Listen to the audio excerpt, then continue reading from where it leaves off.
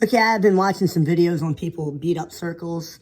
I don't want to brag, but I think I have the quickest way. So they might want the center and radius of this circle. In order to find the center, you ignore everything but the x term and the y term. And you just divide it by -2. So 4 divided by -2 is -2. 6 divided by -2 is -3. That's my center. The radius is a little bit trickier. The 25 is already on the other side. -2 times -2 is 4. -3 times -3 is 9. You add them all up and then you square root it. So let's see here. 29 plus 9 is 38. So the radius would be the square root of 38. Again, I don't think anybody can do it quicker. Now, if they want the equation in standard form, it would be opposite. So it would be x plus 2 squared plus y plus 3 squared equals the square root of 38 squared, or just 38.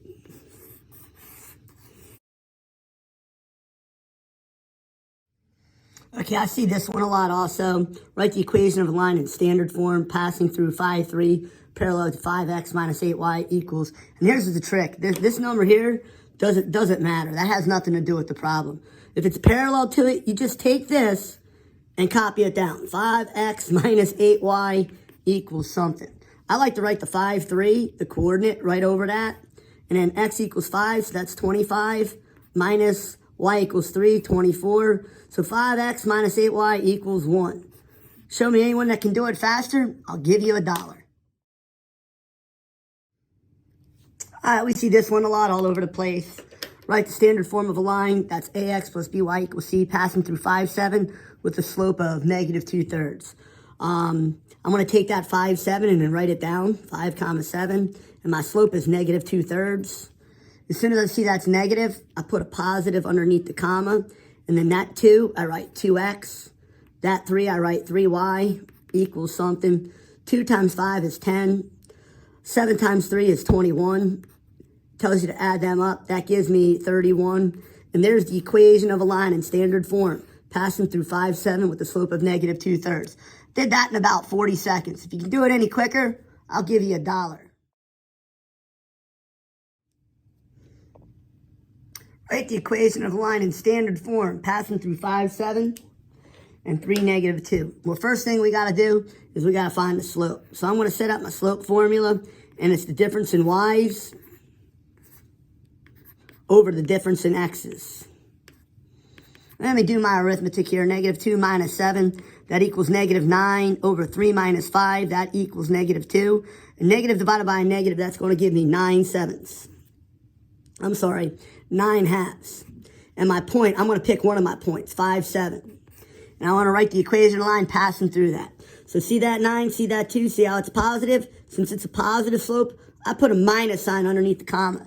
That 9 turns into 9x. That 2 turns into 2y. It's going to equal something. 9 times 5 is 45. 7 times 2 is 14. 45 minus 14. I might have to do this vertically. That's going to be 1. That's going to be 3 equals 31. 9x minus 2y equals 31. If you can do it any quicker, I'll give you $1. So a lot of times we're given an equation in standard form, and your teacher will ask you to find the slope of it or the perpendicular slope, and they tell you to rewrite it in y equals mx plus b. And that's all fine and dandy if you have plenty of time to do it. But if you're in kind of a hurry, if it's in the format of ax plus by equals c, to find the slope, you really don't need the c. That has nothing to do with the slope. The parallel slope is just going to be equal to -a over b. So that would just give me -5 over -3, which would simplify to 5/3. The perpendicular slope, well, that would be the negative reciprocal of -a over b, which would just equal b over a. So in this case, that would equal -3 over 5, and that's it. You're done. If you can do it any quicker than that, I'll give you $1.